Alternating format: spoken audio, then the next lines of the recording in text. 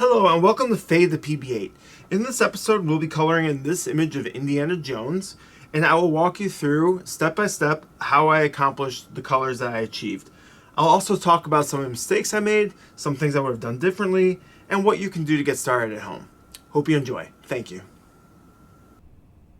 So when I start, I generally start with the background.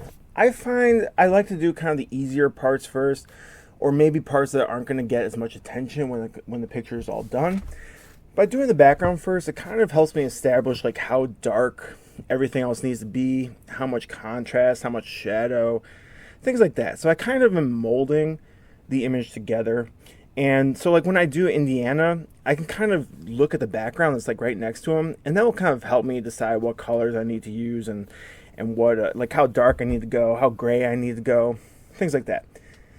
So generally, I start light and I work my way darker. I very, very rarely start dark and then go light. There are some occasions that I do that. So when I begin, I select all my markers ahead of time. I do this for a few reasons. Number one, it takes time to find the markers. If you have a very large marker collection, it can take a little bit of time to find the right markers. And during that time, if the ink is on the paper, the ink is drying. And we generally like wet paper because it's just easier to blend.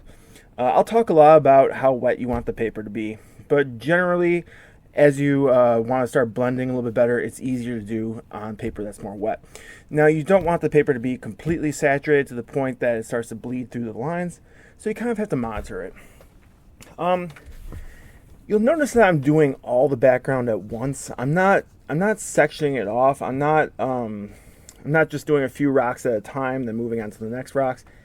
And there's a reason for that. Number one, I like a larger area just because I draw kind of fast, I color kind of fast. And when you do that, the paper does get saturated pretty quickly. When you're working in a larger area, it gives it a little bit of time to dry, so it's slightly damp. But also, you'll notice I go over each part probably 5, 10, maybe even 15 times.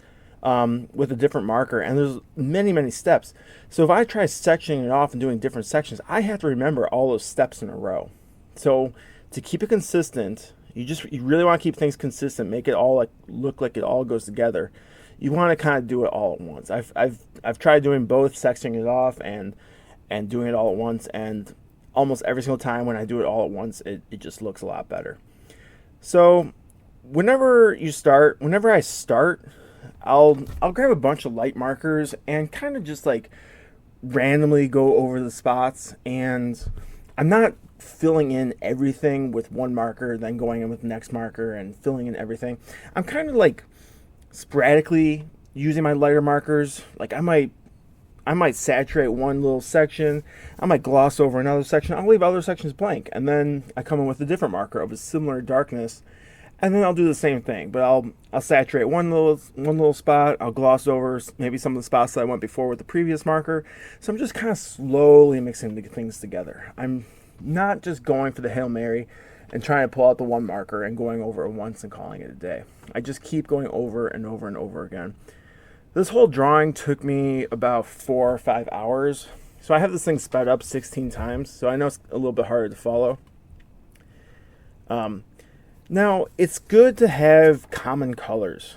I use like the sand white color and this darker sand color, and I use them a lot throughout the entire drawing. Same thing with my warm grays, and that kind of just helps bring everything together. It makes everything look more natural, brings kind of different parts of the drawing together, and you just want to make sure that your colors are matching, your darkness is matching, the contrast is matching throughout. So just stay consistent. Don't be afraid to keep coming back over things. If you find the paper gets a little bit too wet, just step away from it for a little bit, let it dry. Maybe work on a different section for a little bit. But you can go over it many times with the same marker. Now, I like to use the brush tip. Probably 90% of the time I'm using the brush tip. I find the brush tip is the easiest for applying ink. I think it has the best flow. I think it's the best for blending things together. If you want to, you can get very fine with the brush tip, just if you use it very lightly. Now, some of these markers that I use the Ohuhu markers for the colors. They don't. Some of them don't have a brush tip. Some of them just have a chisel, and the chisel works fine too. It doesn't. The ink doesn't flow quite as well on the chisel tip, so you might have to go over it a few more times, and it can be a little bit streakier. But just keep going over it, and you'll get the same effect. Just be careful with the chisel tip though, that it can actually kind of damage the paper if you push a little bit too hard. And really, what the chisel tip is good for is kind of pushing ink away. And I think it's best if you actually want to go lighter. So I start light and I work my way darker. You can always go darker if you kind of mess up an area. You can kind of go lighter. You can go a little bit lighter as long as the ink is wet. And the chisel tip is really good for doing that because it kind of pushes that dark ink away, like maybe into the back of the paper. I'm not exactly sure where it goes, but it works. So you can really use the chisel tip to really lighten things up while the ink is dry. That's critical. Ink has to be dry, or while the ink is wet, that is critical. The ink has to be wet in order to do that. So when I did this little statue here, I basically used the same palette as I did for everything else, and I just introduced one light green color to kind of change it and give it more of a statue look to it. So again, like all those colors are going together with the background, and then I just bring in one other color, and it changes everything a little bit. So when I'm doing these leaves, notice how I'm leaving some spots a little blank, some spots are saturated, and I'm just going over it with multiple markers, slightly getting darker every single time. But I kind of like each leaf has to be unique. I can't follow the same exact steps for each leaf. Otherwise, it just looks not monotone, but it just looks factory made, I should say. Each leaf should have its own little sequence of markers. And once they'll kind of like all become very unique and sometimes a little too unique. So if they don't look like they go together, then you bring in one marker and you just kind of go over everything. And that one marker will kind of blend in with everything that you've already put down. And the colors will be different. They'll come closer together when you go over it with one marker, especially a darker marker. But the colors will be slightly different if they have different colors to begin with. So at this point, I'm bringing those green grays to really add the shadows. And I'm referencing the background that I've already done to make sure that, I don't go too dark. The shadows make sense. The light source is consistent. Things like that. So I just keep going darker and darker and darker. And don't be afraid to revisit areas you've already done. I keep my markers out the entire time. I generally have several piles. I'll usually pick out all my markers before the entire drawing. I don't always do that, but put them in piles and then just keep them handy. So if, for example, like you messed up part of the background and you've already put your markers away, you might have trouble remembering what marker you used. But as long as you keep them in a pile, just like off to the side of your table, and you want to come back and make a change, it makes it a lot easier.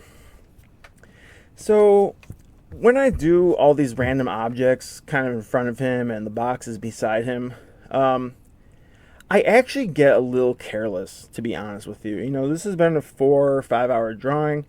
I do well with these with the blue stuff in the beginning, in the front. I kind of mix in this purplish color to kind of help fade it from the light to the dark. So it kind of goes like this sky blue, this very light blue, and then throw in some light purples, and then just kind of fade it to the dark blue at the bottom, which I use a lot of the dark, the blue grays as well. The gray markers are great. They really help. They really help with shading quite a bit. Now for the marker selection, I use Ohuhu for like normal colors, but for the grays, I use Copic.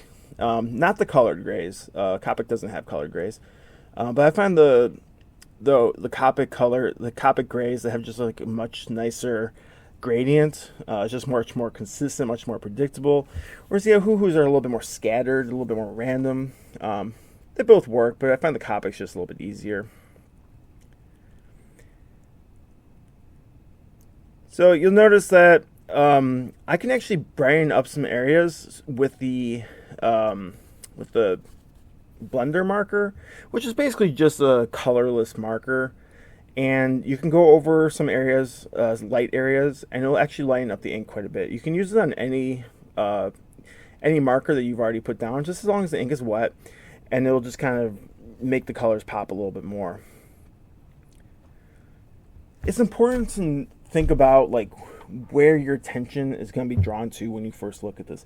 If you show it to a friend, chances are they're going to look at it for about 5 seconds, and for 4 of those seconds, probably the focus is going to be on Indiana himself. So I like to save the kind of the most important parts for the end, just because, like I said, I like to have everything around him kind of done, and those colors will help me decide how dark I need to go with Indy and what colors I need to use, things like that. So with these boxes on the left, I actually get a little bit careless and I start to go a little bit too fast. You'll notice that I don't have a palette drawn on the paper below it. I don't have all my markers out. I'm kind of just grabbing them randomly. I know my markers pretty well. I know the colors pretty well because I use them a lot. But you notice that the ink starts to bleed into the box below that rock thing. And that's because I've gone over it too many times. And what I really should have done here is just kind of stepped away and let the ink dry a little bit.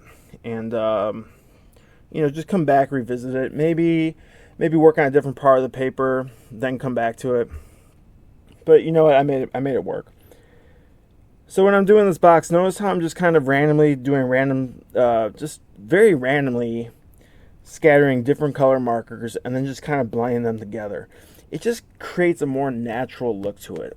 I always avoid being monotone at all costs.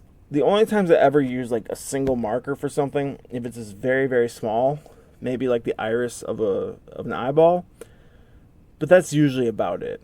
At the very least, you want 2 markers, and you can get a lot of different colors out of 2 markers. Then 3 markers, 4 markers, 5 markers. I mean, the sky's the limit at that point. So again with this box I'm working on, I just went a little bit too quickly. The ink started to kind of bleed on me a little bit, and since it kind of bled into that box in the background, I kind of had to go with a similar color for that box to make that bleeding go away. And again, this box in the background, I went a little bit too quick. Notice how much the color changes as I work on this, and notice how long I work on this one little box. It's because I didn't spend the time up front to choose my palette and play things out carefully. At that point, I've got the paper a little bit too wet, so I come work on this book in front. And again, I'm just going a little bit too quickly. At this point, I've probably been working on this drawing for about 3 hours with very little break. And I think I was getting a little bit impatient. So, pace yourself. I'm still learning. I'm always trying to try something new. I'm still learning. I'm paying attention to how the ink behaves and how it interacts with the paper. Now, the paper is really important too. I use 60-pound paper with a nice smooth finish. I find that 20-pound paper, which is basically printer paper, is slightly too thin. What is nice about printer paper is it uses less ink because it's thinner. It just doesn't take as long to saturate. But the ink will dry up a little bit quicker on you, and I find it to be a little bit less forgiving. Just because you can't put down as many layers of ink. So I've found like 60 to 80 pound to be kind of that magic number. If you use the chisel tip and you try to line up a color, you really have to kind of dig into the paper a little bit. Just be careful because when you use a chisel tip, you can damage the paper, and if you're using printer paper, which is pretty thin, you could tear right through it pretty easily. So the 60 or an 80-pound paper can take a little bit more of a beating. The paper will start to kind of warp on you a little bit once you put down a lot of ink. The paper really goes through a beating. So just be careful. If you oversaturate, the paper will warp on you even more. So again, another reason just to be careful not to go over an area too much too quickly. So here you'll notice I'm going over the table again in front. I already did the table a while ago, but I just didn't think that the colors matched its surroundings very well. So I'm correcting it by going slightly darker and working those shadows a little bit. Also notice that I had started that mannequin's head, then I went to the table, then I came back to the mannequin head. That's because I had gone over the mannequin head enough to saturate the paper, and I just had to let it dry a little bit. Again, with some of these objects in the front, didn't really take enough time to really plan out my palette, and I think I kind of regret that. I could have gotten a nicer finish, less bleeding, if I had just kind of spent a little bit more time up front picking out my colors. So when I do the skin here, again, I'm starting light and working my way dark. You'll notice that the skin changes colors quite a bit. I actually go over him a few times, just trying to get that tone right. I find skins are probably the most difficult thing for me. It definitely takes a lot of practice, especially in like a smaller area like I'm working right now. It's hard to get the colors just right. So print off a practice sheet, or maybe even a third practice sheet, and practice a certain area. At this point in the drawing, I've already put 3.5 hours in, and I'm working on the most important part, and I'm a little bit fatigued. So it's just important that I'm like, I'm focused, I'm ready to go. I'm using that blender marker a little bit to lighten up certain areas. Notice how this time, I select my markers ahead of time. I'm making the palette on the right hand side, and things just go a lot smoother for me. I don't have to kind of go back and make changes. I kind of plan things out ahead of time, and I was very happy with the end result for the clothing.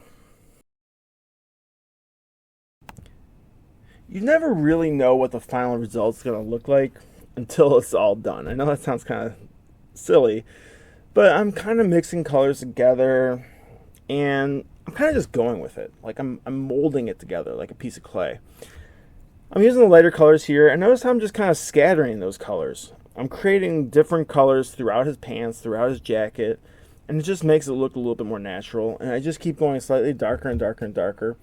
Now, when you bring in a new color, it's always safest to add it to the darkest area that you know is going to be darker by the end of the drawing. So if I bring in like a medium brown, I'm not really sure what it's going to look like. I'll add it like right below the armpit, or like in a very shadowy area that I know I'm going to go over with a darker marker. It's a very low risk style, and it can really teach you a lot about like what those colors are going to kind of look like when you add it. Definitely don't start adding to an area that is going to get more attention.